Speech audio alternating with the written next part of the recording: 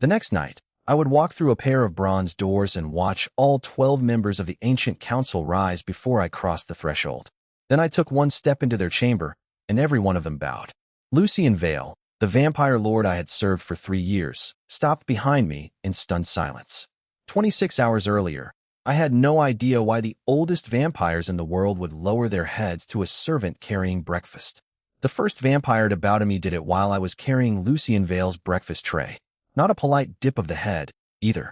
Lord Severin Arcos, an envoy old enough that even Lucien's senior retainers lowered their eyes when he passed, stopped in the middle of the East Gallery, stared at me as if I had stepped out of a grave, and bent at the waist. The silver coffee pot trembled once in my hand.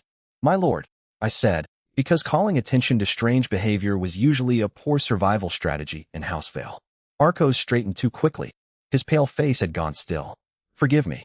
He looked past me toward the closed dining room doors, then back at my face. "I mistook you for someone else." That would have been easier to believe if vampires made mistakes about faces. Especially vampires who remembered wars fought before my grandparents' grandparents were born. I shifted the tray higher against my palm. "Someone who carries coffee?" His eyes flicked down to my servant's cuffs. For 1 second, something almost like anger crossed his expression. "No," he said quietly. "Someone who should never have been carrying it." Then he walked away. I stood there long enough for the coffee to cool by a degree and for my old instinct to take over. Fix the problem. Finish the task. Do not become one yourself. So I opened the dining room door. Lucien Vale sat at the far end of a table built for 20, reading correspondence beside a window washed silver by winter rain. He did not look like the monster human newspapers liked to imagine when they wrote about vampire lords. He looked worse for headlines, controlled, impeccably dressed, and difficult to surprise. His gaze moved from the tray to my face. "You're late. By 43 seconds. You counted. You pay me to notice things." A faint change touched his mouth, not quite a smile. "I pay you to manage the household." Then the 43 seconds were a household emergency. I poured his coffee. Lucien's eyes dropped to my right hand. "You burned yourself." I glanced down. A red line crossed the base of my thumb where the pot had slipped after Arcos bowed. "Occupational hazard. Sit." The word came automatically, carrying the weight of someone who had spent 2 centuries being obeyed. I remained standing. Not as rebellion. Rebellion required the luxury of believing you could survive the consequences. "Your 9 o'clock briefing begins in 6 minutes. Lucien watched me for a moment, then closed the folder in front of him. "Cancel it, Lord Vale, and take the afternoon off." There it was again, the strange shape of his consideration. He noticed when I was tired.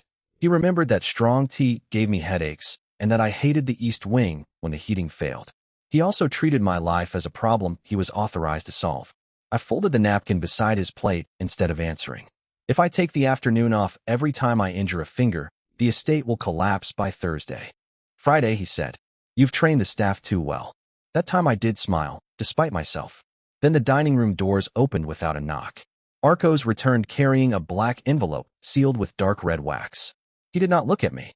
That was somehow more unsettling than the bow. "A summons from the ancient council," he said. Lucien's expression changed before his posture did. "For me?" Arcos placed the envelope on the table. "No." The room seemed to become very quiet. I had served in House Vale for 3 years.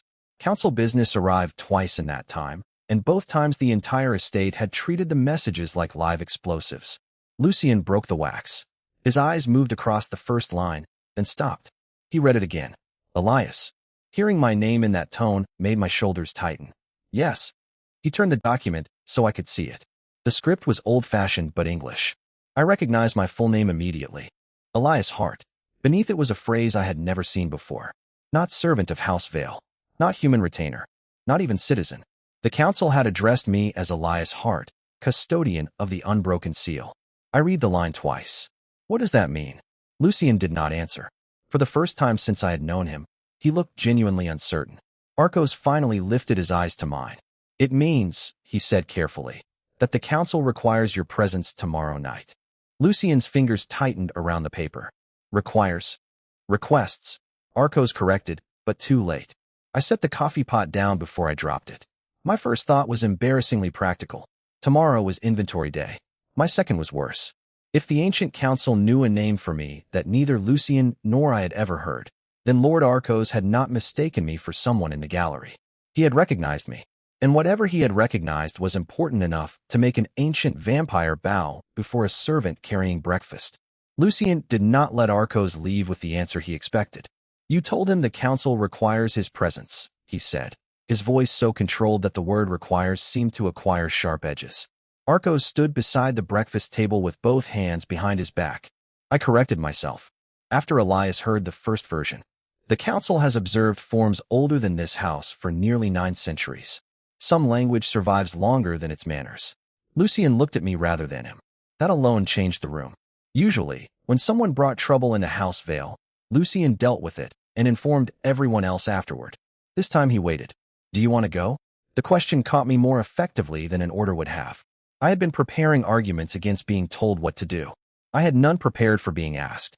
Arcos's gaze moved between us. "Tomorrow night is not an arbitrary appointment. The full council has already been called." "That doesn't answer him," Lucien said. I looked again at the summons. "Custodian of the Unbroken Seal." The words had nothing to do with the life I knew, yet someone had written them beside my name with enough authority to bring an ancient vampire across the city before breakfast. If I refuse... Arcos's face changed slightly. Not threat. Calculation. "Then they will wait." "For how long?" "Until waiting becomes impossible." Lucien's eyes narrowed. "Meaning?" Arcos exhaled through his nose. 3 members arrived from Europe last night. Another crossed the Atlantic under council seal. They do not gather because a household servant received an unusual title by clerical error. There it was, consequence. Whatever had happened in the gallery had already reached beyond House Vale. I set the summons down. "I'm going." Lucien's jaw tightened. "You don't have to decide now. If half the council is traveling across oceans because of me, waiting until tomorrow afternoon won't make me less involved." It was not courage, exactly. I still wanted someone older, richer, and more certain to tell me the sensible thing and take responsibility for the result. That habit had kept my life remarkably orderly. It had also meant that most important choices reached me already made. I looked at Arcos. "I'll attend because I choose to. You can report it that way." For the first time, he seemed almost satisfied. "I will." Lucien said nothing until Arcos had gone. Then he folded the summons once, precisely. "I'll come with you." Was that a request? His eyes lifted to mine. For half a second, the old answer seemed ready. Something practical, final, impossible to argue with. Instead, he leaned back in his chair. "Yes." "Then yes." His expression eased, though only slightly. "You enjoy making simple things difficult. I manage your estate. It would be unprofessional not to." The humor lasted exactly long enough to let me breathe. By evening, the council had made breathing difficult again. 2 black cars arrived without invitation, along with 4 guards wearing the silver insignia Arcos had worn beneath his coat. They did not enter the house. They simply took positions outside the gates. Lucien saw them from the library window and went very still. "Did you request protection?" "No." He called Arcos immediately and put the conversation on speaker without asking me to leave. "Remove them." Arcos's voice came through calm and distant. "They are not yours to remove. They are on my property. They are there for Custodian Hart." I hated how quickly the new title changed the balance of every sentence. Lucien glanced at me. "Elias." It would have been easier if he had simply ordered the guards away. Easier for both of us. I walked to the window instead. The men outside had positioned themselves so that anyone leaving the estate would have to pass them. Protection could look remarkably similar to a checkpoint. "They stay outside the gate," I said. "No one follows me inside this house, and no one enters my rooms." Lucien nodded once. "Agreed." Arcos paused. "The council may object. Then they can begin practicing disappointment," I said. Lucien's mouth twitched, but he did not rescue the joke from the tension. The guard stayed outside. The next evening, we drove to the council residence under a rain heavy enough to blur the city into silver smears. Lucien sat beside me instead of across, unusually quiet. Halfway there, I asked, "Do you know what custodian means?" "Not in this context." "You sound annoyed by that." "I dislike being ignorant when your safety is involved." The answer was honest enough to make me look at him. He did not add that ignorance gave him permission to decide for me. That mattered, though I wasn't sure yet how much. The council residence occupied an old stone building hidden between 2 modern towers. Arcos met us at a side entrance and led us through corridors where no windows faced the street. At the end stood a pair of bronze doors covered in symbols worn smooth by age. "The chamber is beyond this threshold," he said. "You'll be announced first." He reached for the handle. Before his fingers touched it, The symbols nearest me lit with a low silver glow. Arco stopped. Lucien did too. Somewhere beyond the sealed doors, chairs scraped against stone. Then, one after another, voices fell silent.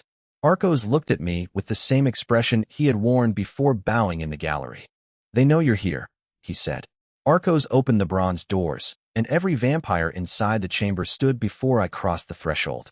There were 12 of them, arranged around a curved stone table beneath a ceiling high enough to swallow the sound of my footsteps. Some looked no older than Lucien. Others carried age differently, in the stillness of their faces and the way everyone else unconsciously gave them space. I took one step into the room. 12 heads lowered. Not nods. Not courtly acknowledgments. The ancient council bowed. Behind me, Lucien stopped walking.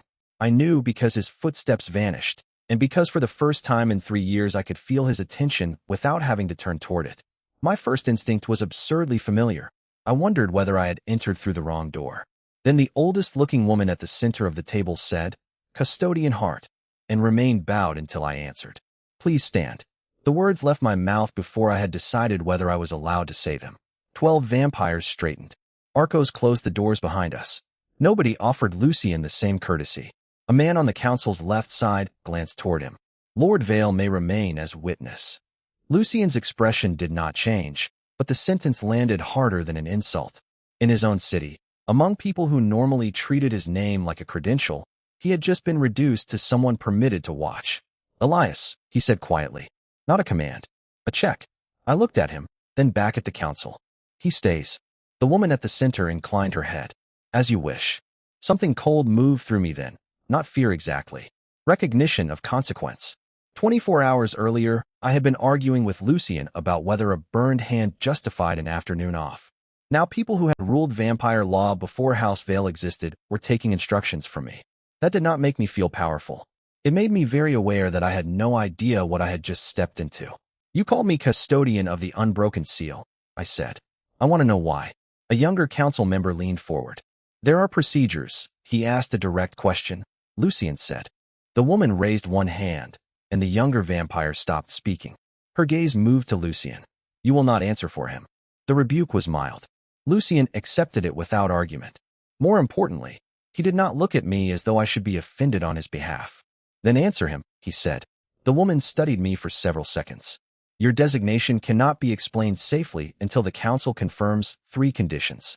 "What conditions?" "Identity, continuity, voluntary standing." The last phrase caught my attention. Voluntary. A flicker passed between several council members. Arcos had warned me that old institutions preferred rules to manners. Apparently, they also preferred rules to clarity. "You have lived under House Vale service for 3 years, the woman continued. "That creates complications." "I work for Lucien." "You are bound by a household service agreement," which I signed, "under circumstances that may now be legally irrelevant." Lucien stepped forward once. "Be precise." This time the councilwoman's attention sharpened. "If Custodian Hart is who the seal recognizes him to be, then no active household authority may exercise compulsory control over his residence, movement, legal representation, or political speech." The room seemed to tilt without actually moving. I thought of my contract in Lucien's study. Housing included. Salary generous. Travel requests submitted through the estate office. Security decisions ultimately resting with the Lord of House Vale. I had never called those terms captivity. They had been stability. A roof. Work I was good at. A place where being useful meant I was difficult to discard. Lucien looked at me. I could see the moment he understood the same implication. He did not reach for an excuse. "Does his agreement become void?" he asked. "Not yet," said the younger council member. "Until confirmation, it is suspended in part." "In part according to whom?" I asked. He turned toward me, clearly unused to being interrupted by servants who had stopped being treated as servants 5 minutes earlier. "According to the council." "Then you're replacing one authority with another." Silence followed. The oldest woman did not seem offended. If anything, she looked more interested. "That," she said, "is precisely one of the complications." 2 attendants entered through a side door carrying a dark wooden case. They placed it before me and stepped away without opening it. Arcos moved closer, but stopped outside arm's reach. "The seal responded to your presence before formal recognition," he said. "That has not happened in living council memory. And if I refuse whatever is inside that box?" I asked. Again, That small exchange of looks. This time Lucien noticed it too. He shifted beside me, not in front of me. Answer him. The woman's voice stayed calm. Then nothing will be forced tonight. Tonight. The word was careful enough to make my skin tighten. And tomorrow?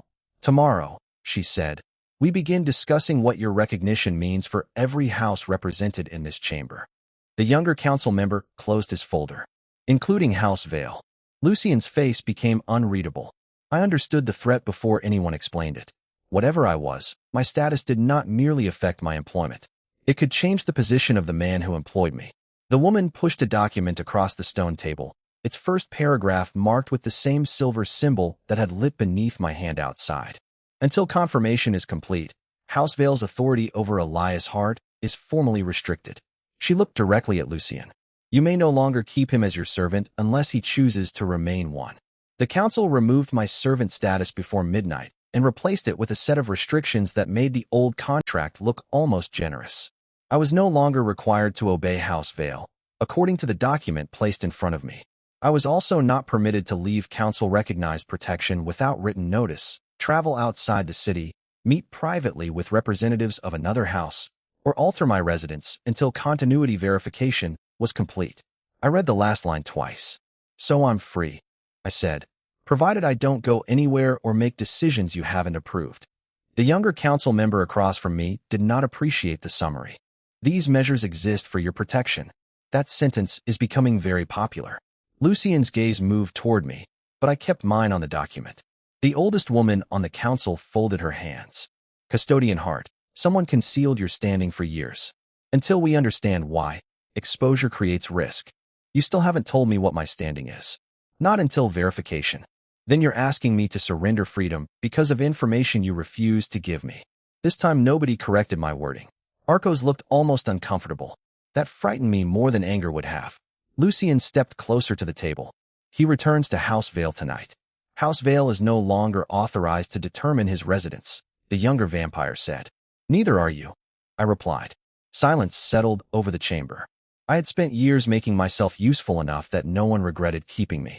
Challenging 12 ancient vampires was not a skill I had practiced, but apparently terror and irritation could imitate confidence remarkably well. I'm returning to the estate tonight, I said, because I choose to. Your guards remain outside the property, exactly as agreed. The oldest woman considered me, then nodded. For tonight. That phrase followed me all the way home. By morning there were 6 council guards beyond the gates instead of 4. A black sedan remained parked across the road. 2 official notices waited in Lucien's study, one restricting outside visitors, another requiring council approval before I could leave the city. The household staff had heard enough to become painfully formal around me. A maid who had argued with me about linen schedules 3 days earlier now lowered her eyes and called me sir. I hated it immediately. I found Lucien in the security room speaking with his chief of staff. A city map filled the central screen. My name appeared above a list of routes. What is that? Lucien dismissed the chief with a glance. The door shut. A temporary security plan. My stomach tightened. You made a plan for my movements. The council placed men outside my gates without permission.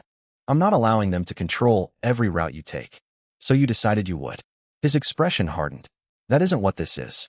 Then tell me which part one chose. He looked at the map, and that small hesitation gave me the answer before he spoke. Elias, until we know who concealed your identity, I need to reduce predictable exposure. You need? I'm responsible for this estate. Not for me. The words came out quieter than I expected. They seemed to land harder because of it. Lucien's jaw shifted. 3 years under my protection does not disappear because the council changed your designation overnight. My designation didn't bother you yesterday when you asked whether I wanted to go. Yesterday, there weren't 6 unknown guards tracking your movements. And yesterday, you remembered to ask. For several seconds, neither of us moved. I could still see the man who had noticed a burn on my hand before I had. I could also see the map behind him, routes arranged around my life without a single conversation with me. Both things were true. That was the problem. Delete it, I said. Lucien's eyes narrowed slightly. The route restrictions? The parts you decided without me. I won't leave you exposed because you're angry. Something in my chest went cold. Then this isn't protection. It's permission with a better name. I walked out before he could answer. I did not slam the door. Somehow that mattered to me. At noon, Arcos arrived with another council document. He found me alone in the small West Library, The one room in the estate I used because no one else seemed to like the uneven heating. The council requests your presence tomorrow. Requests? Yes. You're learning. A faint, reluctant smile touched his mouth and disappeared. He handed me the document. Unlike the earlier restrictions, this one contained no ceremonial language. It was a voting memorandum involving every vampire house represented by the council. Several sections were blacked out, but one line remained visible near the end. Proceedings suspended pending voluntary consent of the recognized custodian. I looked up. Consent to what? Arcos did not answer immediately. That is part of what they intend to explain. They've restricted my travel, surrounded the estate with guards, and now they need me to agree to something. Yes. Does Lucien know? Not what the council requires from you. The answer should have reassured me. Instead, it created a different problem. Whatever decision was waiting for my consent affected every house in that chamber, including his. And Lucien, the man who had asked me what I wanted yesterday, had already started deciding what I was allowed to do today. The council tried to begin without asking me for anything, and the room refused to cooperate. A silver line ran through the stone table, joining 12 carved emblems around its edge. When the oldest woman, Counselor Morel, I had finally learned, placed a black document at the center and said, "We will proceed to confirmation." Every emblem lit except the empty space directly in front of me. The light stopped there as cleanly as water hitting glass. No one spoke. Morel tried again. Nothing changed. The younger counselor from the night before leaned toward Arcos. Was the seal prepared correctly? Yes. Then why is it incomplete? Arcos looked at me. Because he hasn't agreed to participate. That got my attention. Lucien stood several feet behind my chair, present as a witness because I had asked him to be, not because the council had granted him authority. We had barely spoken since the security map. He had removed the route restrictions after I left his study, but only after making them without me in the first place. The correction mattered. So did the fact that the mistake had happened. Morel folded her hands. Elias, place your palm on the open mark. I looked at the unlit section of silver. Is that a request? A few faces tightened. Morel did not. Yes. What happens if I say no? The younger counselor answered before she could. Confirmation cannot proceed. The chamber went silent again, but this time the silence had shape. Yesterday, I had thought these people were withholding information because they possessed it, and I did not. Now I understood that there was something they could not do without me. I left my hand in my lap, then explained first. Morel studied me for a long moment before nodding to Arcos. He opened the wooden case I had refused to touch the night before. Inside was not a crown, weapon, or relic. It was a thin disc of dark metal, split through the center by a silver line identical to the one in the table. The first covenant predates the modern council, Arcos said. It was created after the first vampire houses nearly destroyed one another over succession. The covenant established that no ruling compact could claim universal legitimacy without the consent of an independent custodian. I stared at the disc. So I'm some kind of kingmaker. No, Morel said immediately. That distinction matters. You do not choose who rules. You determine whether the process by which they rule is legitimate. The answer reassembled everything I had seen since Arcos bowed in the gallery. The guards, the restrictions, the careful language around my consent, even the strange anger in his face when he saw my servant cuffs. And you bowed because of an office? I asked.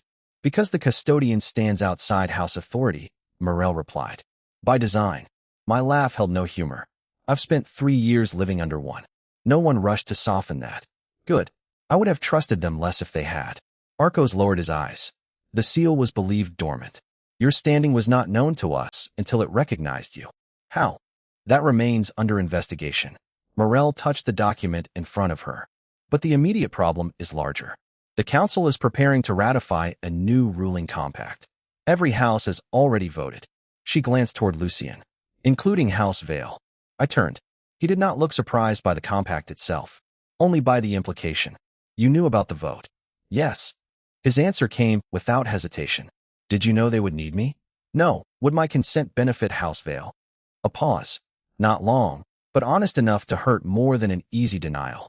The current compact preserves my house's standing. There it was. The conflict neither of us could pretend away. If I approved the council's process, Lucien gained something. If I refused, he might lose it. Morel slid the document toward me. Your recognition gives you extraordinary influence, Elias. That is why temporary safeguards were necessary. Safeguards that stop me from leaving the city. Influence attracts pressure. So your solution was to control the conditions around my choice. She did not answer. I looked back at Lucien. And you? He came closer, but stopped before reaching the table. I'm not asking you to approve anything. Even if refusing hurts House Vale? Even then.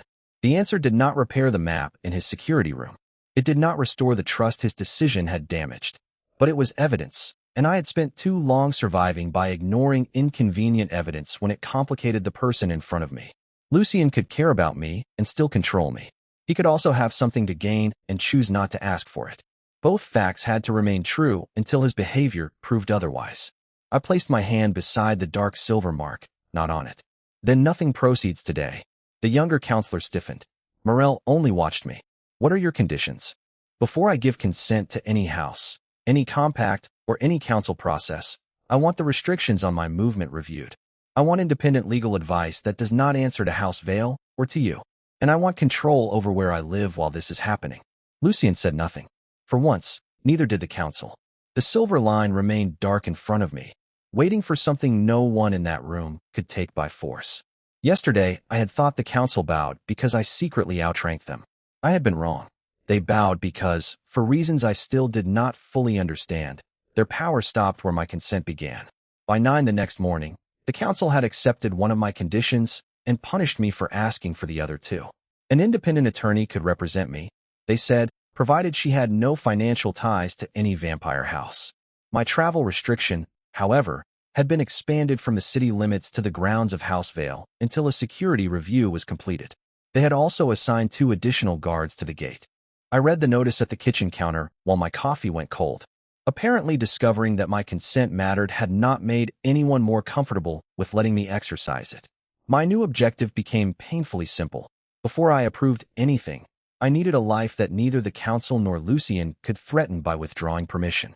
I called the attorney myself. No secretary. No House Vale office. No ancient vampire choosing on my behalf. Her name was Mara Chun, and the first thing she asked was whether I wanted anyone else present when we met. It took me an embarrassing second to answer. No, saying it felt smaller than confronting the council, and somehow more personal. Lucien found me an hour later in the West Library.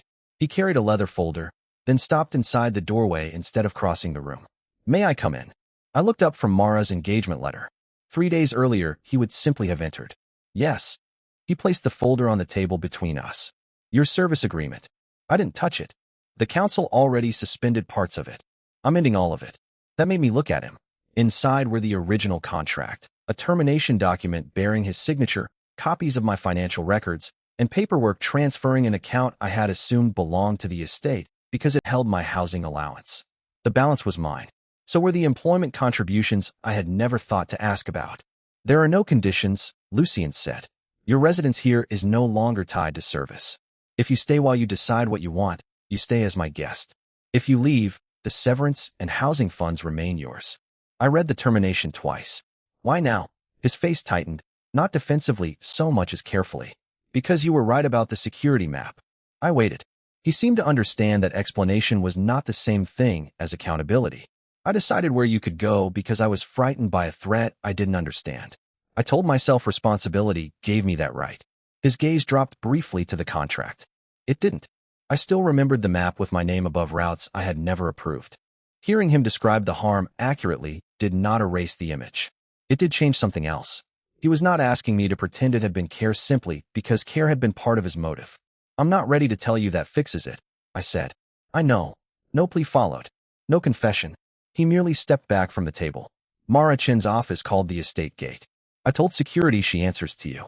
They've been instructed not to request details of your meetings. That was useful. It was also exactly the sort of thing I would once have thanked him for, as though privacy were a gift. I appreciate you doing that. You shouldn't have needed me to.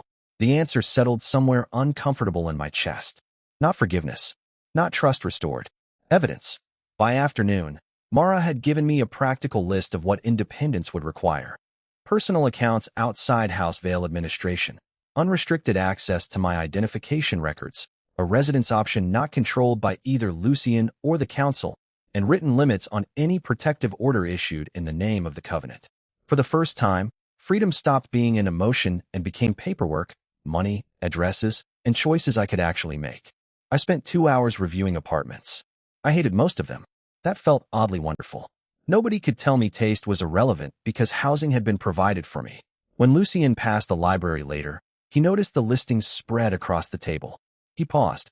The one near Bell Street has terrible plumbing. I stared at him. You own half the city.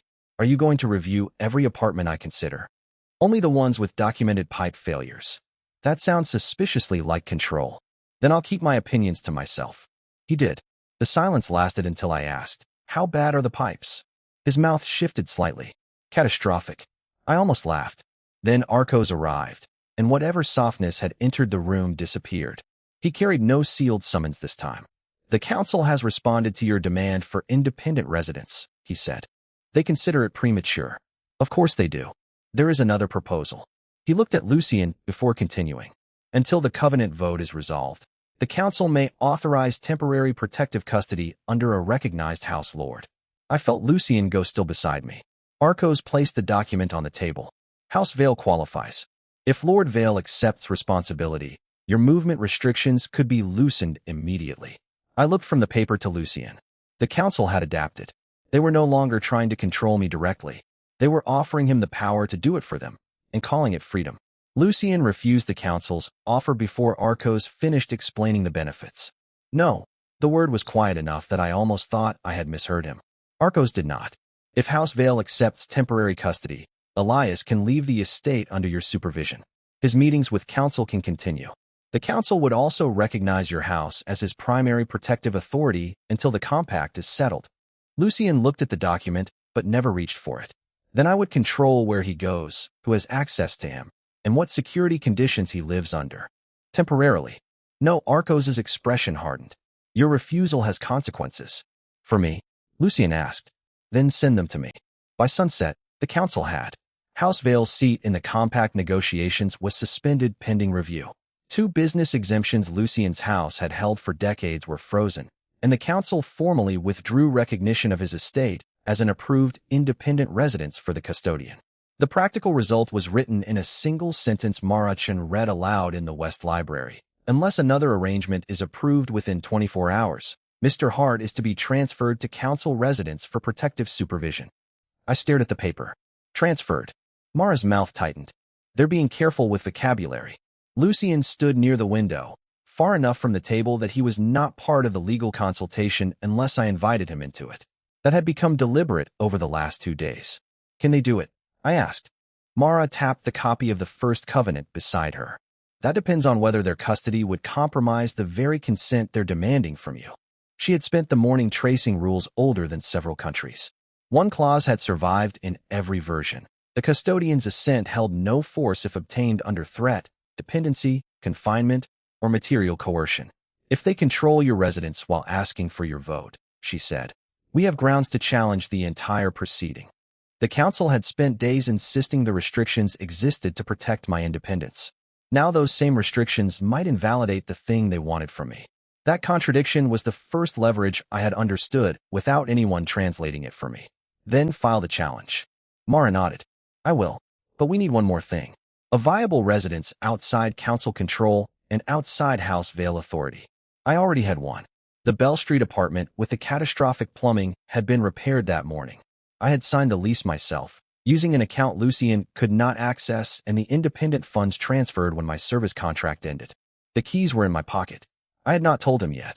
Saying it now felt less like a declaration than a test of reality. I have somewhere. Lucien turned from the window.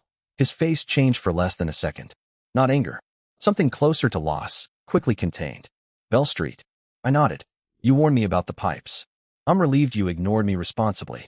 The trace of dry humor disappeared almost as soon as it arrived. He looked at Mara instead of questioning me further. Does that satisfy the requirement? If the council recognizes the lease and lifts the transfer order, and if they don't, then tomorrow becomes a legal confrontation rather than a protection hearing. Lucien was silent. I knew enough about him to recognize the moment he was measuring options. Once, that would have made me wait for instructions. This time I waited to see what he chose for himself. Use House Vale's records, he said. Mara raised an eyebrow. Which records? Everything relating to my council vote, the custodian inquiry, and the original service contract. Waive privilege where necessary. I looked at him. That could expose your house. Yes. And your vote. Yes. Why? His gaze met mine. Because they implied I might have known what you were when I hired you. I didn't. You deserve evidence, not my word. That landed differently from an apology. Mara studied him for a moment. If those records show misconduct unrelated to Elias, I won't protect you from it. Understood. By midnight, the records proved two things. Lucien had voted on the compact months before the seal identified me, and House Vale had never been given access to the sealed custodian archive. He could not have known who the council would recognize. The second discovery was less comfortable.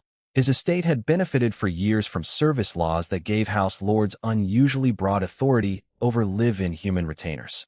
Lucien had not invented the system. He had accepted it because it suited him. The truth did not make him innocent. It made the shape of his responsibility clearer. The next morning, the council rejected Mara's first challenge and ordered me to appear in person. Morel met us in the same chamber where everyone had bowed. The compact expires at midnight, she said. Without custodian assent, every house represented here loses the protections of the current agreement until a new one is ratified. And you still want to confine the person whose free consent you need, I said. We want to keep you alive long enough to make the choice. Those are not the same thing. The younger counselor slid a revised custody order across the table. Lord Vale can still accept responsibility. His political suspension would be lifted immediately. Lucien did not even look at the document. No, Morel's attention sharpened. You would sacrifice your house's standing when accepting costs you almost nothing? It cost him the right to choose for himself. He looked at me then, not at them. That is no longer mine to spend. No one in the room moved. Whatever happened between Lucien and me after this, he had just rejected the easiest way to keep me close. Mara placed my Bell Street lease beside the custody order, followed by the covenant clause on coercion. My client now has independent housing, independent funds, and independent representation.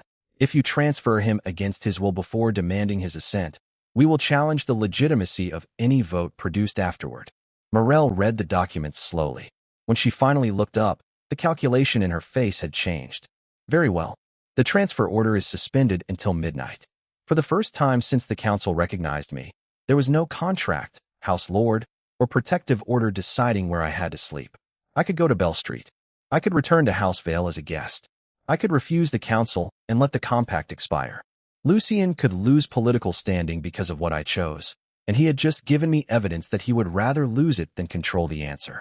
By midnight, the council needed my decision. For once, so did I. At 11:42, I placed the unsigned compact on the council table and told 12 ancient vampires exactly what would have to change before I touched it. No custodian consent is valid under confinement, financial dependence, assigned residence, restricted movement, or control by any house lord. I said, put that into the compact itself. Not as guidance, as a condition. Morel's expression stayed composed, but the younger counselor beside her shifted in his chair. You are proposing to limit the council's emergency authority. I'm proposing that you stop calling controlled consent voluntary. No one answered immediately. Mara stood to my left with the covenant clause open in front of her. Lucien stood farther back, where he had chosen to remain since entering the chamber. He had not asked what I intended to do with the vote. He had not asked me to save House Vale. That mattered more now than any promise could have. Morel looked down at my revisions. If we accept these terms tonight, every house must submit to review. Then review them. Some will refuse. Then the compact expires for them. The younger counselor leaned forward. You understand the instability that could cause? I understand what you're asking me to prevent. I also understand what you were willing to do to me in order to prevent it. That stopped him. 3 days earlier, I would have softened the sentence after saying it. I would have worried that clarity sounded ungrateful. Now I let it remain exactly where it landed. Morel turned to Mara. And if we decline? Mara did not answer for me. I was grateful for that. Then I withhold assent, I said. The current compact expires at midnight, and you negotiate a new one without pretending my freedom is negotiable. The clock on the chamber wall moved 1 minute closer. This was the moment they had tried to make impossible from the beginning. A choice with consequences that belonged to me. Losing the compact could cost Lucien standing, money, alliances, perhaps years of political work. Accepting it unchanged would make my freedom a ceremonial fiction. I looked at him. You know what happens to House Vale if I refuse? Yes. And you still want no part in the decision? His gaze held mine.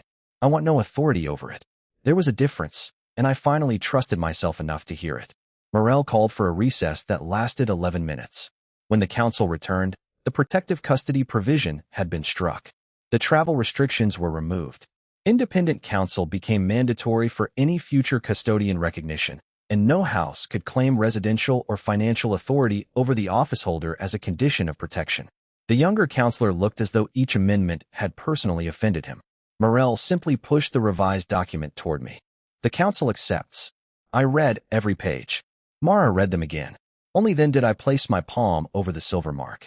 Light moved through the table, not toward me, but outward, passing beneath every house emblem until the entire circle glowed. The compact was ratified at 11:58. No one bowed this time. I preferred that. When the chamber emptied, I remained beside the table while Lucien waited near the doors. For once, there was nothing forcing us into the same room. That made speaking to him harder. I signed the Bell Street lease, I said. I know. I'm moving there. His face tightened, but he nodded. All right. No argument. No offer disguised as instruction. I watched him accept the thing he clearly did not want. I'm not going back to being your servant. I would never ask you to. And I'm not interested in becoming someone you protect by deciding for me. I know. Silence stretched between us. It did not feel empty. It felt expensive. You hurt me, I said. I know that too. Ending the contract didn't erase it. No, refusing the council today didn't erase it either. His voice stayed low. I didn't do it to earn anything from you.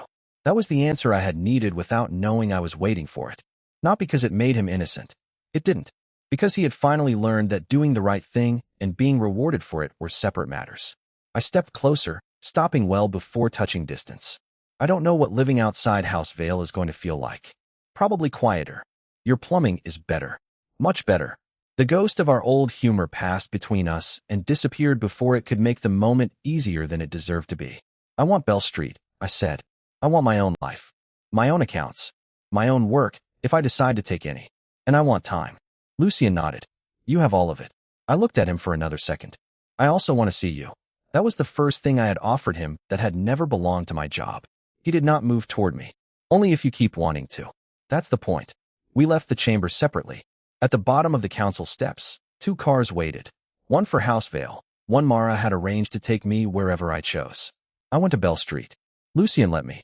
And when I asked him to come by the following evening, not as my lord, not as my employer, not as anyone entitled to my time, he said yes. The first thing I learned about freedom was that it came with terrible water pressure. Bell Street was mine in every way House Vale had never been. The lease carried only my name. The bank account paying for it answered only to me. The council's revised compact had taken effect 2 days after the vote, which meant no guard could be assigned to my door, no house could claim authority over my movements, and no future custodian could be placed under protective custody, simply because powerful people disliked uncertainty. Mara sent me the final filing at 8 on a Monday morning. Attached to it was the council's final continuity finding, the answer to the question they had kept under investigation since Arcos first bowed to me. The last confirmed custodian had been my maternal grandmother.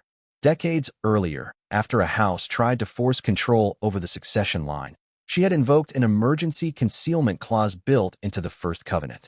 Her successor records were removed from house registries and sealed even from ordinary council access. My mother inherited that hidden continuity, but died before the archive was ever reopened. So the office passed to me without a public designation, and the council continued believing the seal was dormant. Arcos had not known for certain who I was when he saw me in the East Gallery. He had recognized my grandmother in my face, reopened the sealed record under emergency authority, and brought the summons on that suspicion. The bronze doors had been the first independent sign that the seal recognized me. The formal confirmation came later, once I chose to participate. No hidden house had planted me in Lucien's service. No secret patron had been guiding my life. I had simply grown up inside a protection designed to keep powerful houses from finding the next custodian. And that protection had outlived the people who were supposed to explain it.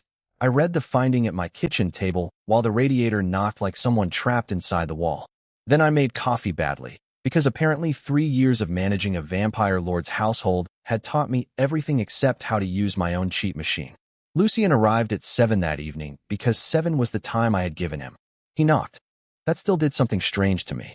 I opened the door and found him holding a small paper bag instead of flowers, jewels, or anything else dramatic enough to make me suspicious. What's that? A replacement valve for your shower. I stared at him. You said you were going to keep your opinions about the plumbing to yourself. This is not an opinion. It is infrastructure. I stepped aside. You may enter. His eyes met mine for half a second before he crossed the threshold. The old version of our life would have made the moment invisible. Lucien had entered rooms I occupied thousands of times without permission because the rooms belonged to him. Now the apartment belonged to me, and the difference lived in something as small as waiting at a door. We did not become easy overnight. There were evenings when I caught myself setting his coffee exactly the way I used to and wondered whether I was choosing the gesture or performing an old reflex. There were moments when Lucien would begin to suggest what I should do, stop halfway through the sentence, and ask what I wanted instead. Sometimes I answered immediately. Sometimes I did not know. He learned to wait without filling the silence for me. The first serious disagreement came 3 weeks later, when the council invited me to take a permanent suite in their residence for administrative convenience. Lucien thought accepting would make my covenant work easier. I thought living inside the institution I was supposed to remain independent from was a terrible idea. His shoulders tightened. Mine did too. Then he said, I disagree with you. I waited for the rest. But it's your decision. That was all. No security plan appeared behind my back. No conversation happened without me in the room.